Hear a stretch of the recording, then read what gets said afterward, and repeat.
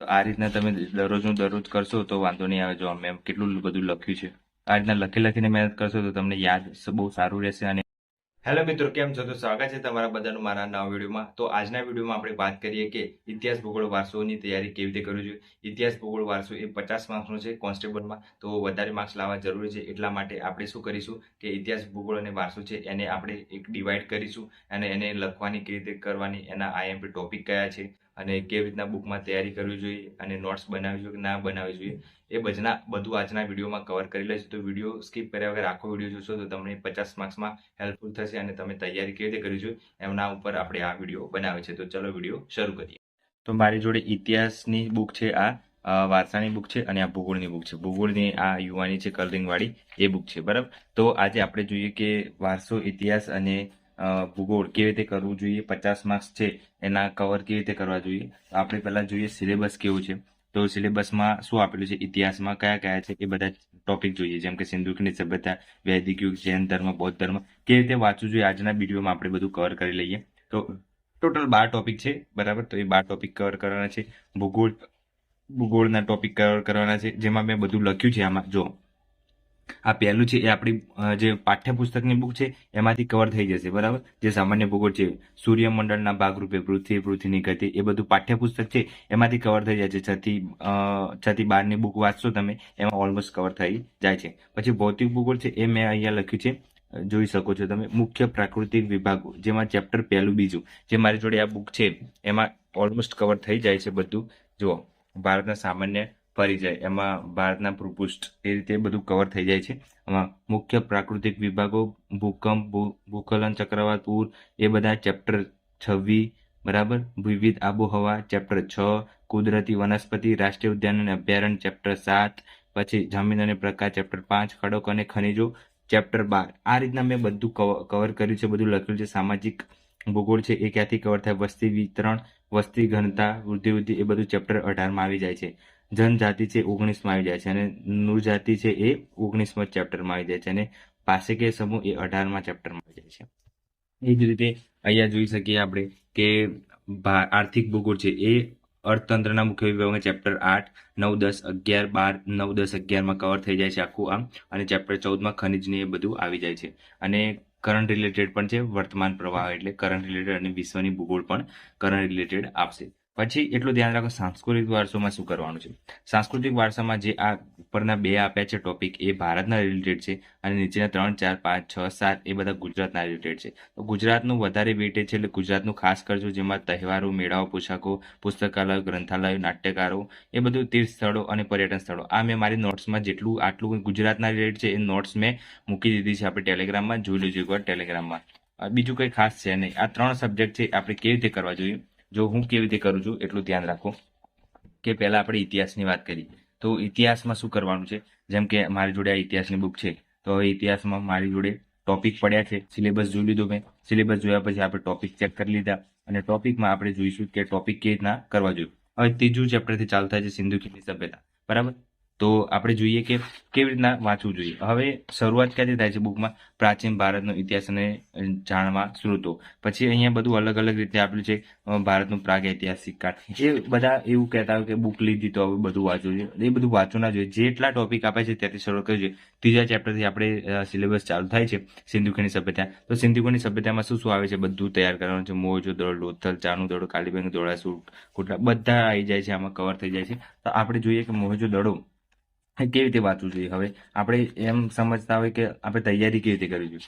તો હવે જુઓ, સિમ્પલ આપણે સિંધુકીની સભ્યતાનું ચેપ્ટર ઓપન કર્યું, બરાબર. અને આમાં જોઈએ આપણે સિંધુકીની સભ્યતાનું ઉદ્ભવ સંધિ, ક્યાંથી સહાયક નદી, સિંધુ નદીની સહાયક નદી, એ બધું આપણે વાંચી લીધું, બરાબર. હવે શું કરવાનું, આ જે મેં લાઈનો કરી છે અંદર લાઈનો, એ આપણી નોટ્સ, બરાબર. જેને નોટ્સ નથી બનાવી, હવે 2 મહિના રહ્યા છે તો હવે નોટ્સ બનાવી છે તો બનાવવાની જરૂર નથી. હવે આપણે તમે જે અંડરલાઈન કરો છો એ છેલ્લે જ્યારે રિવિઝન કરતા હોય ત્યારે શું કરવાનું, આખું ફરીથી વાંચવા નહીં બેસવાનું, ક્યારે પણ તમારી કવર થઈ રહેશે નહીં. તો શું કરવાનું, આ જેટલી અંડરલાઈન કરી છે, જેમ કે 1826માં ચાર્લ્સ મેસન નામના અંગ્રેજ અધિકારી પંજાબમાં હડપ્પા નામના ગામમાં મુલાકાત લીધી. ત્યારે 1956ના પંજાબમાં રેલવે લાઇન નાખતી વખતે તેને ખોદકામ દરમિયાન જનરલ કનિંઘહામે હડપ્પા ખંડેરોની સૌપ્રથમ શોધ કરી. બસ આટલું જ વાંચવાનું. પછી સર જ્હોન માર્શલ હિંદના પુરાતત્વ ખાતા મુખ્ય અધિકારી હતા. 1921માં દયારામ શાહની ચરણ હેઠળ માધવ સરોવર વચ્ચે ડોક્ટર વિલ્હરે પણ ખોદકામ કર્યું હતું.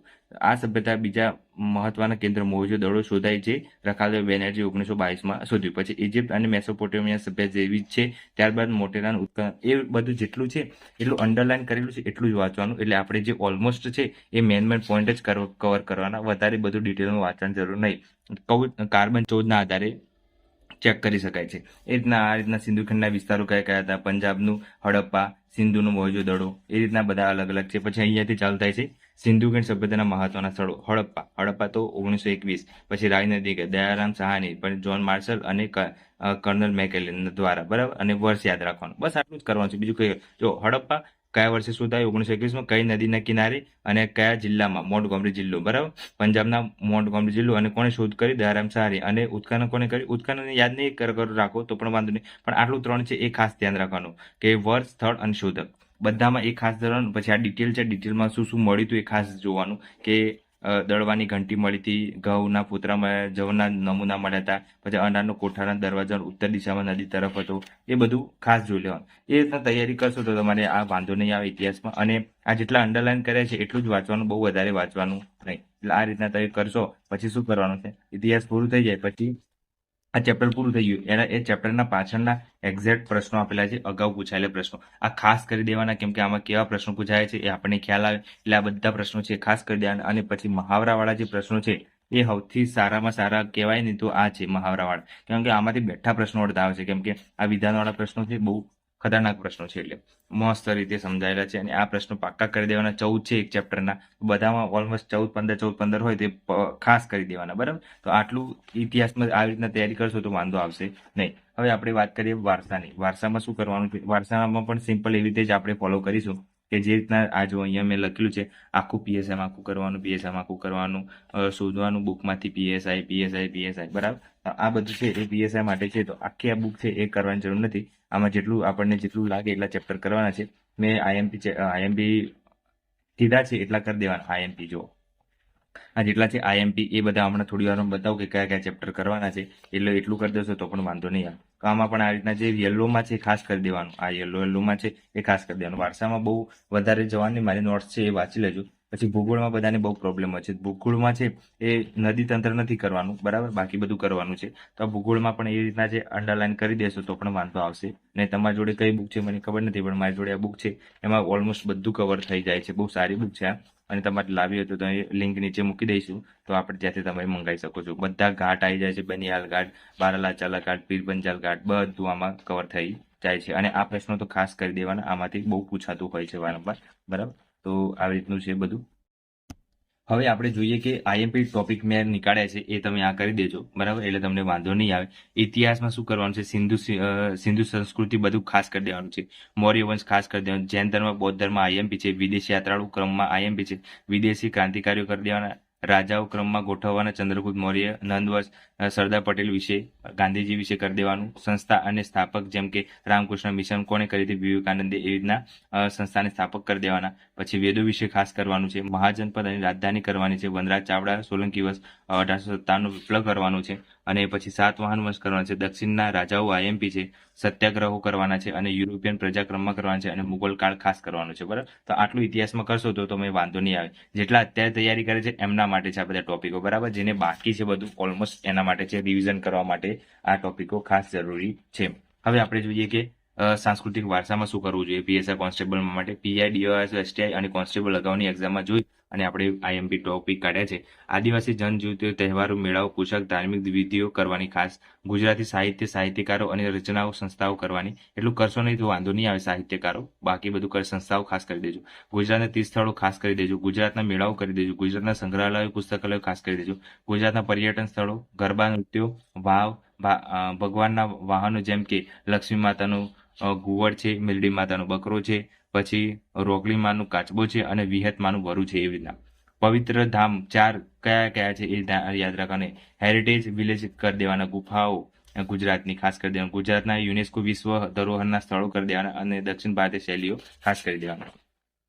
પછી બીજું છે કે આઈએમપી ટોપિક ગુજરાત પોલીસ ભૂગોળમાં, જેમાં ભૂગોળ કયા કયા છે એ ટોપિક જોઈ લઈએ. તો ખેતીના પાક વિશે આઈએમપી ટોપિક છે, બરાબર, જેમ કે પાલ પ્રદેશ ઘઉં માટે છે એવી રીતના. પર્વતો વિશે ગેડ પર્વત, હિમાલયનો એ રીતે રેખાઓ પસાર થાય છે, જેમ કે કર્કવૃત, ગ્રીનિશ રેખા, એ બધી વસ્તી ગણતરી, ભારતીય નદી જેમ કે ગંગા, ગ્લેશિયર, નર્મદા, અમરકંટક ક્યાંથી નીકળે છે નદી તંત્ર, એ બધું. ઋતુઓ, પછી જંગલ માટે આઈએમપી મેંગ્રોવ જંગલ ખાસ કરી દેવાનું. ખનીજો, રાજ્ય, ખનિજ તેલ, કુદરતી વાયુ બધું ખાસ કરી દેવાનું. ગ્રીન હાઉસ અસર કરી દેવાનું. જમીન, વન્યજીવ, ભરતીના જંગલો, વાયુ, રાષ્ટ્રીય જળમાર્ગ, રાષ્ટ્રીય નેશનલ, આ બધું ખાસ કરી દેવાનું, બરાબર. રાષ્ટ્રીય ઉદ્યાન, અભયારણ્ય, સૂર્યમંડળ ખાસ કરવાનું. જનજાતિ સમુદાય, પરિવહન અને વેપાર, આબોહવા પ્રદેશો અને કુદરતી અફવા જેમ કે ચક્રવાત, ભૂકંપ, પૂર, આ બધું ખાસ કરી દેવાનું છે ભૂગોળ માટે. હવે આપણે જોઈએ કે મેં કેવી રીતના તૈયારી કરેલી છે બધી. મને જ્યારે યાદ નહોતું રહેતું ત્યારે હું કેવી રીતે તૈયારી કરતો હતો એ બધું આમાં કવર થઈ જશે. જો બતાવો, સિમ્પલ આમાં બધું બહુ મસ્ત મસ્ત લખેલું છે. જો આ રીતના પ્રેક્ટિસ કરી છે. જ્યારે મને યાદ નહોતું રહેતું ત્યારે એક વસ્તુ બે વાર લખતું હતું, કાં તો વસ્તુ લખીને તૈયાર કરજો. 1907માં કોંગ્રેસના સુરત અધિવેશનમાં કોંગ્રેસનું વિભાજન થયું, આ રીતના મેં બધું લખેલું છે. જુઓ, સિમ્પલ તમને સમજાતું હશે. તૈયારી કેવી રીતે કરી, વાંચવાનું યાદ નથી રહેતું તો યાદ એમને એમ ના રહે, બધું લખવું પડે, મહેનત કરવી પડે તો મેળ ખાય, બાકી મેળ ના ખાય. જો જો આ રીતના લખ્યું છે મેં બધું. તમે પણ આ રીતના મહેનત કરો, તમારે પણ વાંધો આવશે નહીં. યાદ ના રહે તો યાદ આવી રીતે રાખો. જો બધી વસ્તુ મેં લખી જ નહીં, A to Z. જો ઘડિયા બી લખ્યા છે, એ બધું લખ્યું છે મેં. ઘડિયા, વર્ગ, ઘન, બધું. આ જો આ બધી મહેનત છે મારી, એટલે તમને બતાવું છું કે તમે થોડું આગળ વાંચી શકો એટલા માટે. આ જો જોયું તમે, આ રીતના મહેનત કરશો તો તમારે પણ વાંધો આવશે નહીં. તો આપણે જેટલું જરૂરી હતું એ બધું બતાવી દીધું છે. મેં કેવી રીતની તૈયારી કરી છે એ બધું બતાવી દીધું છે તમને. તો તમે આ રીતના ફોલો કરશો તો આપણે જોડે 2 મહિના છે, તો 2 મહિનામાં તમે બહુ સારી રીતે પ્રદર્શન કરી શકો છો એક્ઝામમાં. આપણે અલગ અલગ સબ્જેક્ટ છે. હવે નેક્સ્ટ વિડીયો આપણે છે એ આઈએમપી ટોપિક પર લઈને આવીશું, બધા વિષયના, ઇતિહાસ, ભૂગોળ, વારસો, બંધારણ, પછી કરંટ હશે તો કરંટનું તો કંઈ ખાસ આઈએમપી નહીં હોય, પણ જીકે છે, પછી વિજ્ઞાન છે, પછી મેથ્સ, રિઝનિંગ છે, બરાબર. આટલા ટોપિક છે આપણા, એટલા બધા કવર થઈ જશે એમાં. આઈએમપી ટોપિક મતલબ છેલ્લે તમારે એટલા ટોપિક રિવિઝન કરવાના રહે. એટલું તમે કરશો તો તમારી એક્ઝામમાં બહુ સારા માર્ક્સ આવશે, કેમ કે વારંવાર એ ટોપિકમાંથી જ એક્ઝામમાં પ્રશ્નો પૂછાતા હોય છે એટલા માટે. તો એ હવે નેક્સ્ટ વિડીયો આવશે તો એમાં તમે ખાસ જોજો અને તમને આઈડિયા આવી જશે કે આટલા ટોપિક આપણે હવે રિવિઝનમાં લેવા જોઈએ. જો તમારે રિવિઝન બાકી હોય તો એટલા ટોપિક તમે કરશો તો પણ તમારે વાંધો નહીં આવે. એટલે રિવિઝનમાં એટલું ટોપિક કરશો તો પણ તમારે આમ માર્ક્સમાં થોડું વધી જશે એમ. એટલે એ વિડીયો પણ તમારા માટે યુઝફુલ રહેશે. અને વિડીયો ગમતા હોય તો થોડી કોમેન્ટ કરો તો મને આઈડિયા આવી. તમે જોવા ખાતર જોઈ લો છો બસ, પણ થોડું કોમેન્ટ કરો એટલે મને ખબર પડી કે હા બરાબર યુઝફુલ થાય છે વિડીયો એમ. તો યુઝફુલ થતા હોય તો કોમેન્ટ કરજો અને તમારા મિત્રોમાં જેટલા મિત્રો તૈયારી કરે છે એ સર્કલમાં શેર કરી દેજો તો વાંધો ના આવે, બરાબર. અને આજ માટે આટલું રાખીને ચેનલ પર નવા તો સબસ્ક્રાઈબ કરી દેજો. જય હિન્દ, જય ભારત.